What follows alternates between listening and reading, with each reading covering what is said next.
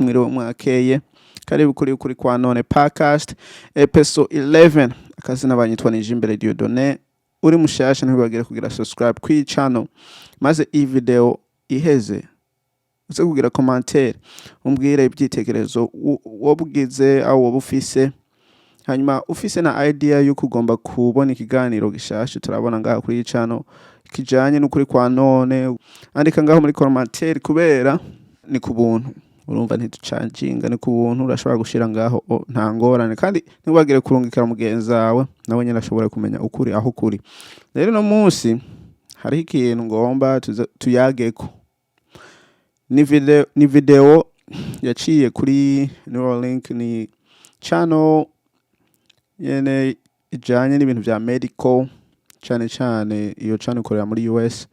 Rero Neuralink ni AKUMA gashobora gufasha umuntu ari paralyzed adashobora kumuvinga, adashobora gukoresha ibihimba vyiwe. Mugana ku kantu kazomufasha kugira akoreshe ivyo bihimba vyiwe biciye mu bwenke kandi biciye mu vyiyumviro vyiwe. Rero iyi video ngomba tuze kuyiraba, urabe iyi video yose kugira uze kubona aho uze kumva ibintu tugiye kuyaga. Rero ntatinze nge dutangura kino kiganiro.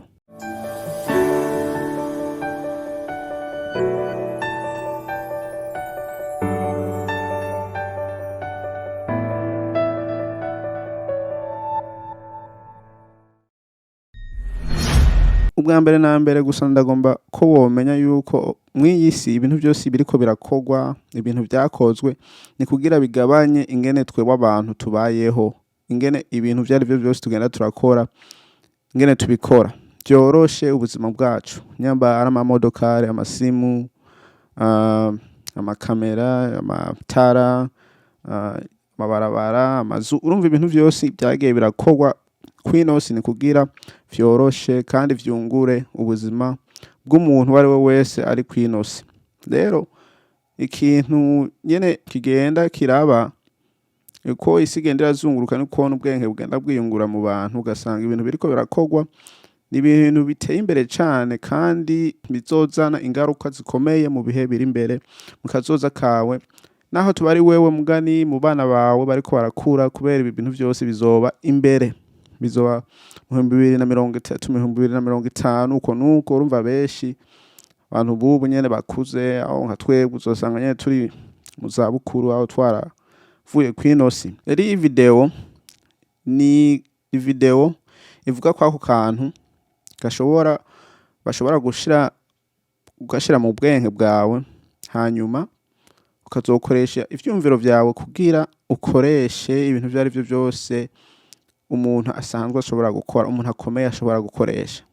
Nyamba ari guhamagara umuntu, gukora utuntu nyene ku computer uko nuko. Rero iyi video ndagatonya nyene turayikina tuyirabe, hanyuma niyo mu Congereza ndaza gushira website ngaho hasi kugira umuntu wari wese aze kugenda kuyiraba. Mugano utazi Congereza ndaza kuvuga ko ibintu nyene bavuze mu Kirundi ndayisobanure, mugani sinza kubisobanura nkuko nyene ndo bisobanura, mugani ndaza guca hejuru na hejuru kugira ibintu bitahuke, twese tutahure, twese tumenye gituma iyi video ndayikoze, iyi episode ndayikoze niki kintu kijanye na Neuralink ni nako kantu bashobora gushira mu bwenge bwabo kitwa Neuralink, kandi ni company ikomeye iriko irazamuka, mugani ntirazamuka cyane kubera n'ibintu bagitangura, mugani babitanguye kera. Mugani iyi video nza kutubwira ibintu bariko barakora n'ibintu bagomba kuzokora aho bagomba ko abantu bazokoresha bari paralyzed. Mugani nanje nkaca ndabifatanya n'ibindi bintu tuza kuyaga ko mu iyi video. Rero ntatinze hinge turabe aka video ngoma tukarabe kose kamara nk'iminota umwe n'amasegonda. Mugani tukarabe kose hanyuma turaza kuyaga ko mu bice bimwe. Mugani bwa mbere na mbere tukarabe kose. Hello. We're thrilled to introduce Neuralink's PRIME study, the first clinical trial of a groundbreaking experimental device that could help transform the lives of people with paralysis. Imagine the joy of connecting with your loved ones, browsing the web, or even playing games using only your thoughts. This is made possible by placing a small, cosmetically invisible implant in a part of your brain that plans movements. The device is designed to interpret your neural activity so you can operate a computer or a smartphone by simply thinking about moving. No wires or physical movement are required. By participating in the PRIME study, you'd be helping to redefine the boundaries of human capability. If you've been living with quadriplegia from a spinal cord injury or with ALS, you may qualify for the PRIME study. We'd love to share more with you and get you on board. Visit our website today to learn more and to submit your application. We'll be supporting you with a dedicated team at every step on this revolutionary journey. Your courage and contribution could significantly shape the future of interaction and independence, not just for you, but for countless others.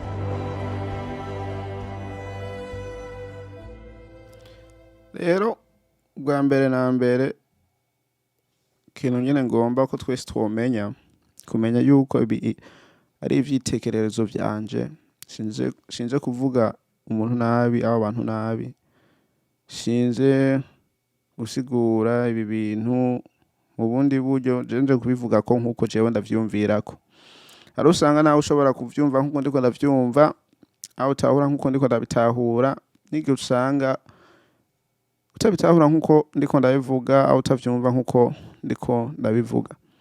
Rero ubwa mbere na mbere ikintu umuntu wese akwiye kumenya iyi video bariko bararondeza abantu bafise izo ngorane kugira batangure kugira kupima bapime kako kantu uzanye ko ka device ko kuma ko bagakora. Rero iyi ni nk'ivideo bariko barabwira abantu bariko baramenyesha abantu fise ingorane bene izo nyene nimereko ni ingorane nyene z'ubumuga ufise izo ngorane kubera aka kantu ni gufasha abantu bafise ingorane z'ubumuga badashoboye gukoresha ibihimba vy'umubiri nk'uko wewe nanje dushobora kubikoresha amaboko uko nuko gutambuka uko nuko ugasanga ubuzima nyene bwarahagaze kubera izo ngorane wahuye nazo.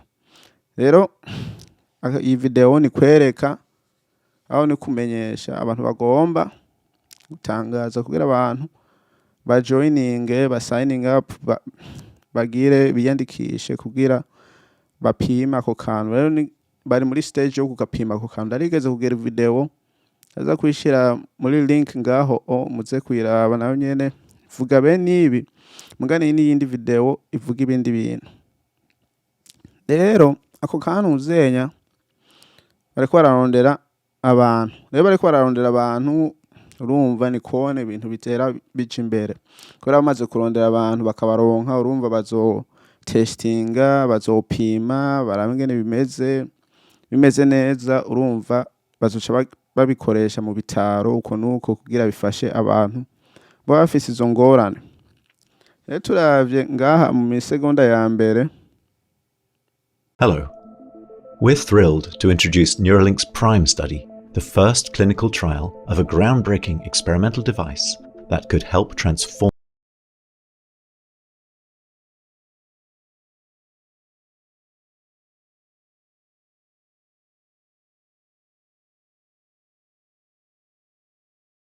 the lives of people with paralysis. Imagine the joy of connecting with your loved ones, browsing the web, or even playing games using only your thoughts. Rero agace kavuga ngo ati wumve umunezero wibaze bambe uwo munezero woba ufise wo guhuzwa aho kumva muriko murayaga basi nabo mukundanye n'imiryango uko nuko kandi ukaba ufise uburyo bwo gukina amagame kuri smartphone ku masimu kwisimu. Rero umva introduction ya mbere ni uburyo ngene woshobora gukoresha ako ka device gukoresha izi simu iyi simu twese dukoresha.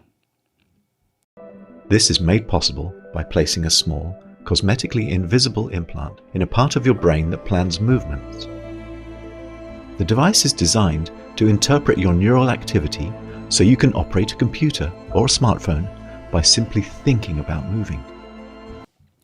Rero ako kuma koje nyene mu bwenge na akuma kugira kagufashe ubwenge bwawe gakoresha ivyumviro vyawe kugira ushobore gukoresha computer, ushobore gukoresha isimu.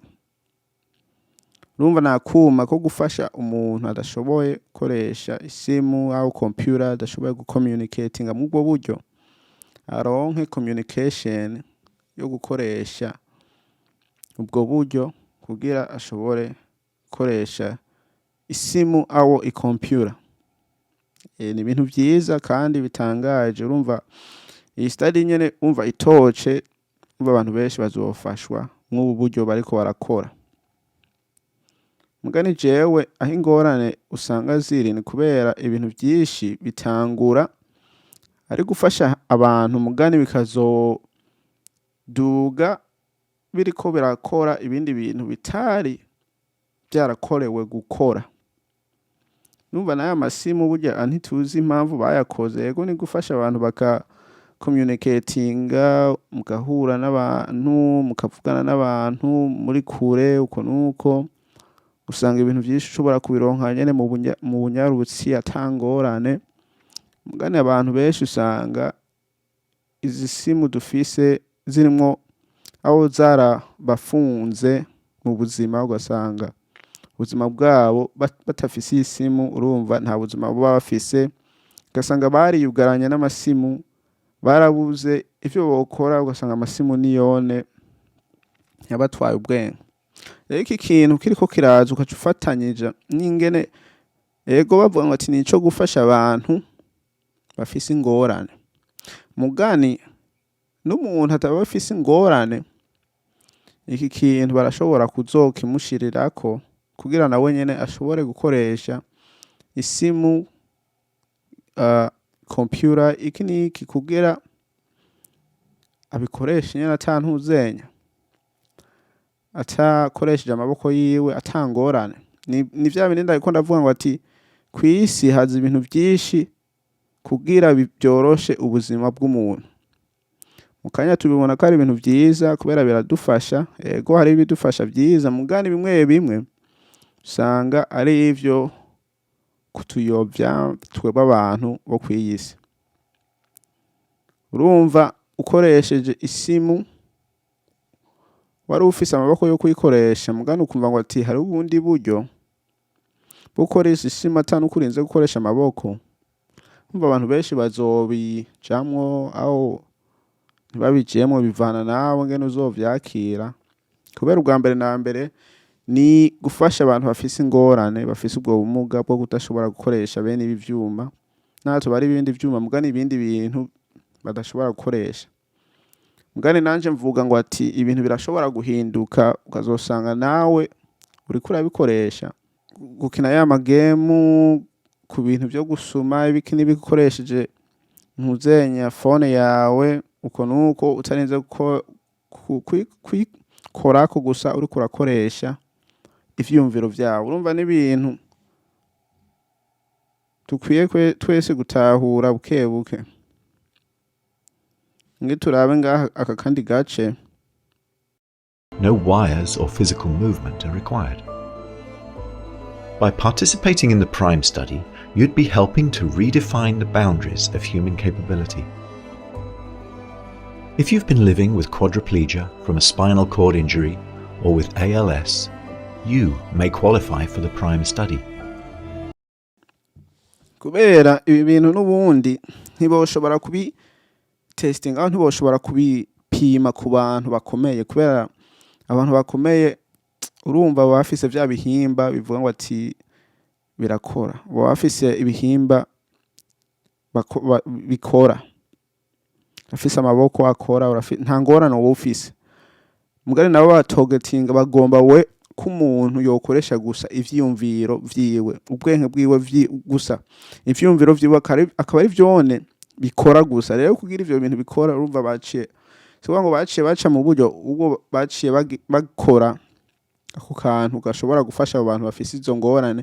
Je si kuvuga ngo ati ngo ni ibintu bibi ngo ibiki nibikoya, je niko ndavuga mu ntumbero zibiri, kubera ibintu byose kw'isi bifise intumbero vyakorewe mugani mu nyuma bigahinduka.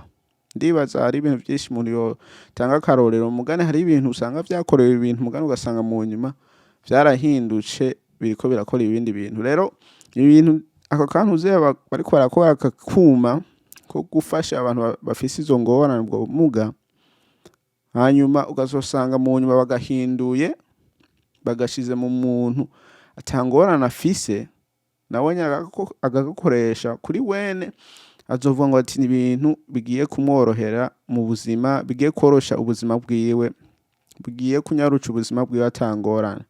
Mugani bwa mbere na mbere bari bagakoze kugira agafashe umuntu adashoboye gukora ivyo bintu, kandi gatogeringa ku bintu vy'amakompyuta vy'amasimu. Mw'iki gihe turi mu bintu vya technology, urumva ikintu cari cyo cose ni technology. Ndibaza mu bihugu vyo hanze cane cane ntiwogenda gusuma,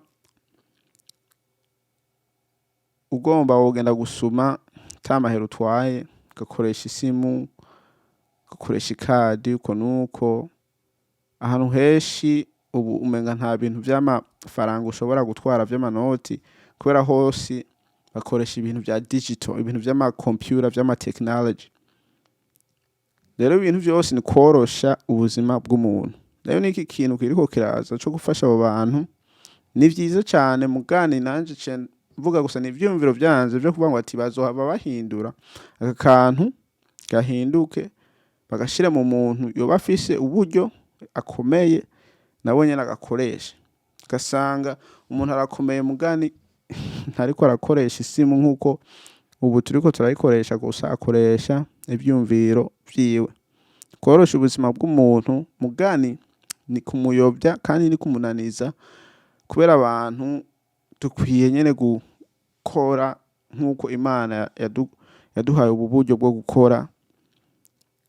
Keshi usanga twese tutiyumvira ngene ibintu biriko biragenda, mugani umuntu yimviye ngene ibintu biriko biragenda, usanga iyo isi iriko iragenda ari ahantu hazokoroheza ubuzima bw'umuntu, yaba ari mu bintu bitandukanye. Ugasanga umuntu yarazimiye ntamenya icari uwo ari we aho icari ico mw'iyi si aho mu buzima bwiwe, agasosanga akwirikira ibintu vyari byo byose bigiye biraza mw'iyi si.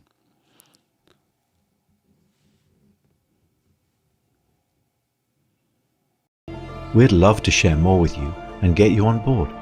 Visit our website today to learn more and to submit your application. We'll be supporting you with a dedicated. Nk'ubu mu ibihe hariho ama headphones n'amantuze uvuga ngo ati ndama sinzi amirori ushobora kwambara ugashirako n'isimu, ugashobora bagashobora kugushira ahantu kamenga ni honuri.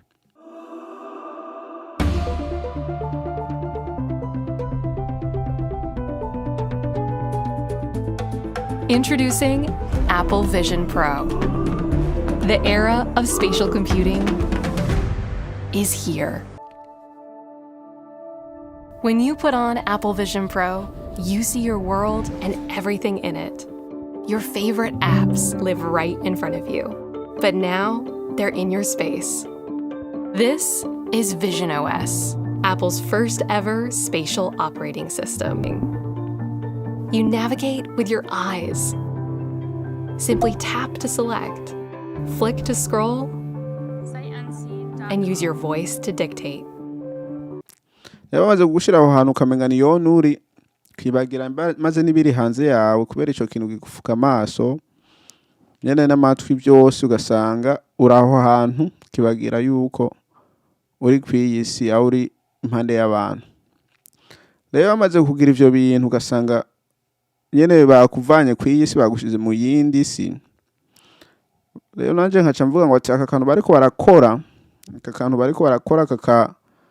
kakuma ko gufata umuntu agakoresha ubwenge bwiwe kugira koresha isimu akeneye amagemo bavuga, bagaca bateranya nako kantu. Rero nico kintu cyo kwambara mirror ugasanga bateranyije ivyo bintu byo kwambara mirori, maze nako kantu ko gukoresha ubwenge gusa ivyiyumviro vyawe ukaba ariko n'uri kurakina nyene ukoresha icomputer uko nuko, urumva aho bazoba bamaze kugutandukanya n'uburyo bwawe wowe ufise nk'umuntu. Rero bamaze kugutandukanya n'uburyo bwawe wowe ufise n'umuntu, urumva biragoye ko umuntu nyene azoza arasubira inyuma yibuka ingene yahora ameze, kubera bamaze kugutandukanya n'uburyo bwawe bw'umuntu. Urumva uzoba ikintu cari cyo cyose gishasha bazoba bazanye uzogomba gukora, kubera ni kwa kundi korohereza ubuzima bw'umuntu. Rero bagiye baroroheza ubuzima bw'umuntu, uzosanga ibintu byose bazanye utora wemera. Nka example, umuntu atunze iPhone aramenya yuko hariho ama app aho ibintu byose bazana bone kuri bone bijanye gusa na iPhone. Rero utafise iPhone ntavyo ugura, mugana ufise iPhone hariho umuntu umenga ni ngombwa ako kantu akaronke kubera kajanye niyo simu ya iPhone. Rero n'uburyo bone barose ni kugurisha ibintu muri ntuzenya yabo, muri iyo brand yabo ya iPhone, kasanga abantu nyene barabafatiye mu ubwo buryo. Rero ni kwisi nuko nyene hari ibintu bakora buke ugasanga bagiye baradufatira ngaho nyene, ugasanga ibindi bintu bazoza barazana buke ngo pole ndiyo mwendo buke ugasanga waribagiye icuri cyo nk'umuntu. Ubu aje ibintu byose ni ikimashini, nawe wahinduka ikimashini, cyo umva ni ibintu biteye ubwoba. Yego si ibintu biriko biraba mw'iki gihe, mugani hari ibintu biriko biraba mw'iki gihe usanga nayo ma Facebook ayo mantuzenye usanga yadutwaye ubwenge, mugani mu gihe uzosanga bafatije umubiri wawe ubwenge bwawe n'aya masimu, ugasanga gusa ni ivyiyumviro ukoresha. Urumva aho bazoba bamaze kugera kure, si ibintu vya vuba, ni ibintu bizotwara imyaka n'imyaka kugira bishike, mugani iyo vyashika urumva uwo muntu azoba mwuko kuri Kwanone yibagire akahise akakumva nk'ukumenga n'agahinda, nk'ukumenga bagiye abantu kweri barabayeho ubwo buryo bumeze uko. Rero nuko biri ka video uze kugenda kukaraba nawe ukumvirize. Ndagaragaje sindagasobanuye neza, mugani ndakavuze ko gusa umuntu nyene yo kuramo aka video ni kumenya yuko ibintu byose mw'isi baza barazana keshi biza mu nzira zitandukanye, nivyo gufasha, nivyo gukora, nivyo guteza imbere, mugani mu nyuma bigahinduka babishira mu bantu. Yego ni vyiza, mugani n'ivyumviro vyanje byo kuvuga ngo ati barashobora gukora ibi, mugani bakazogahindura bakagashira mu bantu ata bumuga bafise, kubera n'ikintu umuntu wari wese yoshobora gukoresha akavuga ati bwa undi hari akuma kariho ntashobora gukora ko kw'isimu, mugani nkiyumvira gusa nkahamagara umuntu, nkakina amagame, nkagirante, urumva atangorana, urumva akagenda kwatora uko nyene, mugani buke bakaba ariko baramuhindura mu cuma. Ukuri Kwanone EP11 yariye kasina kanje ni Jimbere Diodone. Ntibagire kugira subscribe, like, comment, maze urungikira aka video mugenzawe, nawe ushire vyitekerezo ngaho hasi, hanyuma tuzosubira kubonana niyo twabonana. Peace.